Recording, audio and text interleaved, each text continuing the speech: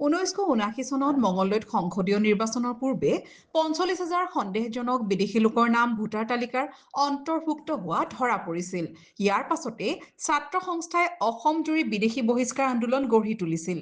ভৱানীপুৰত DIG গিলৰ নেতৃত্বত খৰ্গেশ্বৰ তালুকদাৰক লাঠিৰে কোবাই হত্যা কৰা হৈছিল।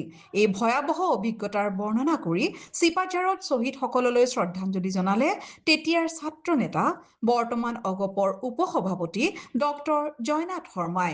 স্থানীয় ৰাইজৰ উপস্থিতিত চিপাঝাৰৰ দেৱানন্দত শ্বহীদ ভৱানী গোস্বামীৰ আবক্ষ মূৰ্তি উন্মোচন কৰি অসম আন্দোলনত প্ৰাণাহুতি দিয়া শ্বহীদসকলৰ স্মৃতিত পুষ্পাঞ্জলি অৰ্পণ কৰা হয়। আপোনালোকে নিশ্চয় জানে অসমৰ অস্তিত্ব ৰক্ষাৰ আন্দোলন আমি দৰং জিলা ছাত্ৰ সন্থাৰ মঞ্চৰ পৰা মঙলদৈত প্ৰথমতে আৰম্ভ কৰিছিলোঁ। সেই সময়ৰ জনতা দলৰ পৰা নিৰ্বাচিত প্ৰাৰ্থী সাংসদ হীৰালাল পাটোৱাৰীৰ মৃত্যুৰ পিছত মঙলদৈ লোকসভা সমষ্টিৰ উপনিৰ্বাচনত সহনীয় উপনিৰ্বাচনৰ কাৰণে নটিফিকেশ্যন হ'ল আৰু তাৰ কাৰণে প্ৰথম পৰ্যায়ত আমাৰ চামাৰী ৰিভিজন এটা ভোটাৰ তালিকাৰ পুনৰ ৰিভিজন এটা হ'ল আৰু তেতিয়া প্ৰায় 45,000 সন্দেহযুক্ত বিদেশী লোক নাম ভোটাৰ তালিকাত অন্তৰ্ভুক্ত হ'ল।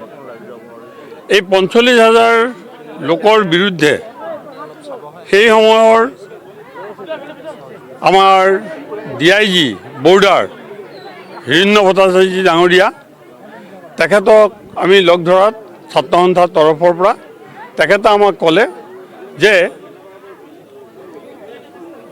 ভাৰতীয় সংবিধান অনুসৰি ভোটাৰ তালিকা প্ৰস্তুতৰ পিছত আমি সন্দেহযুক্ত লোকসকলৰ বিৰুদ্ধে আপত্তি দৰ্শাব পাৰোঁ আৰু আপত্তি দিয়াৰ কাৰণে অবজেকশ্যন ফাইল কৰিব লাগে। আমি সেই সময়ৰ ইলেকশ্যন বিষয়াৰ ওচৰত ছাত্ৰ সন্থাৰ তৰফৰ পৰা প্ৰায় 45,000 সন্দেহযুক্ত বিদেশী লোকৰ বিৰুদ্ধে অভিযোগ উত্থাপন কৰিছিলোঁ আৰু অসম আন্দোলনৰ সেই প্ৰথম আৰম্ভণি।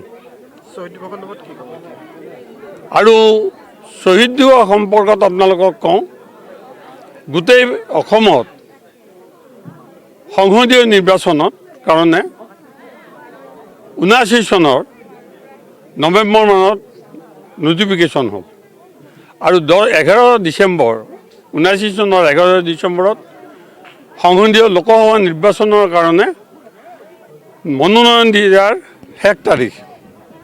গতিকে 10 ডিচেম্বৰৰ দিনা ফখৰুদ্দিন আলী আহমেদ ডাঙৰীয়াৰ ভাৰতবৰ্ষৰ ৰাষ্ট্ৰপতি আছিল। তেখেত ঢুকোৱাৰ পিছত তেখেতৰ পৰিবাৰ আবিদা বেগমে নমিনেশ্যন দিবলৈ বৰপেটাৰ পৰা নমিনেশ্যন দিবলৈ বিচাৰিলে। তেতিয়া তেখেতৰ লাখটকীয়া ঘৰ আমি ঘেৰাও কৰি ৰাখিছিলোঁ, কিন্তু সেই সময়ত জোৰ কৰি অসমৰ জনসাধাৰণৰ মতৰ বিৰুদ্ধে গৈ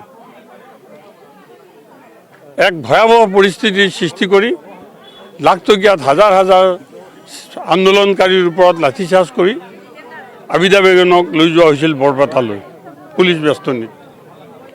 আৰু বিভিন্ন ঠাইত আমি বাধা দিছিলোঁ ছাত্ৰ সন্থাৰ তৰফৰ পৰা, কিন্তু আমি নোৱাৰিলোঁ। ভৱানীপুৰত বৰপেটাত সোমোৱাৰ আগমুহূৰ্ততেই ভৱানীপুৰত তাত ভৱানীপুৰ আঞ্চলিক ছাত্ৰ সন্থাৰ তৰফৰ পৰা হাজাৰ হাজাৰ খিলঞ্জীয়া লোক ওলাই আহিছিল আৰু নমিনেশ্যন দিবৰ কাৰণে বাধা দিছিল। কিন্তু তাত এক ভয়াৱহ পৰিস্থিতি কৰিছিল। তাৰ নেতৃত্ব লৈছিল গিল নামৰ এজন DIG।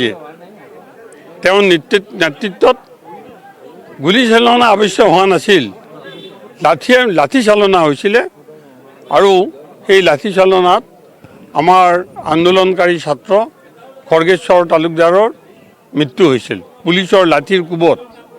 আৰু এনেকুৱা অৱস্থা কৰিছিল খড়গেশ্বৰ তালুকদাৰক পুলিচে কোবাই অচেতন হোৱা অৱস্থাত খালত পেলাই দিছিলে। অসম গণ পৰিষদৰ চৰকাৰ হোৱাৰ পিছত আমি এই 10 তাৰিখটো চৰকাৰীভাৱে শ্বহীদ দিৱস হিচাপে পালন কৰিবলৈ লৈছোঁ আৰু আজি আমাৰ মিত্ৰজোঁটৰ চৰকাৰে সমগ্ৰ অসমতে এইটো এটা চৰকাৰীভাৱে এই শ্বহীদ দিৱসটো উদযাপন কৰা হৈছে। আপোনালোকে জানে ইয়াত এই অঞ্চলতো দৰং জিলাত 63জন লোকে প্ৰাণ আহুতি দিছিলে। মোৰ নিজৰ ভাতৃ জয়া আৰু এই অঞ্চলৰ মজা ডেকা, ক্ষিতেশ্বৰ ডেকা, ডিম্বেশ্বৰ ডেকা, হৰগোবিন্দ গোস্বামী, ভৱানী গোস্বামী, থানেশ্বৰ শৰ্মা ভট্ট এই সকলো শ্বহীদ হৈছিল। দিনৰ চহৰীয়া নামৰ এজন শ্বহীদৰ ডেড বডিটোক আমি নাপালোঁ। অৰুণ চহৰীয়া নে অৰুণ বৰা, যতীন চহৰীয়া আৰু দীপেন্দ্ৰ শৰ্মাৰ, দয়া শৰ্মাৰ একেলগে আমি হেৰি দিছিলোঁ।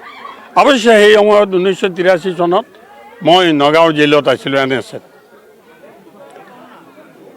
অসম চৰকাৰৰ বৰ্তমানৰ মুখ্যমন্ত্ৰী আৰু আমাৰ চুক্তিমন্ত্ৰীৰ দায়িত্বত থকা অসম গণ পৰিষদ দলৰ আমাৰ সভাপতি অতুল বৰা ডাঙৰীয়া আৰু সাংস্কৃতিক বিভাগৰ মাননীয় মন্ত্ৰী বিমল বৰা, তেখেতসকলৰ যৌথ প্ৰচেষ্টাত আৰু বিশেষকৈ মাননীয় মুখ্যমন্ত্ৰী মহোদয়ৰ নেতৃত্বত আমি শ্বহীদ স্মাৰক এটা বৰাগাঁৱত গুৱাহাটীত আজি উন্মোচন মাননীয় মুখ্যমন্ত্ৰী মহোদয়ে কৰিছে। মই চৰকাৰক আপোনালোকৰ জৰিয়তে এইটোৱে অনুৰোধ কৰিছোঁ, অলপতে কেবিনেটে সিদ্ধান্ত লৈছে যে অসমৰ সকলো স্কুলতেই ভূগোল আৰু বুৰঞ্জী বাধ্যতামূলক হ'ব। মই ভাবোঁ এই বুৰঞ্জীৰ পাঠ্যক্ৰমত আমাৰ প্ৰজন্মৰ পিছত প্ৰজন্মই যাতে এই অসম আন্দোলনৰ কথা পাহৰি নাযায়, তাৰ কাৰণে আধুনিক অসম বুৰঞ্জীত অসম আন্দোলনৰ এটা পাঠ সংযোজন যাতে চৰকাৰে কৰাৰ ব্যৱস্থা কৰে, মাননীয় শিক্ষামন্ত্ৰী মহোদয়ক মই আজিৰ এই দিনটোত অনুৰোধ জনালোঁ।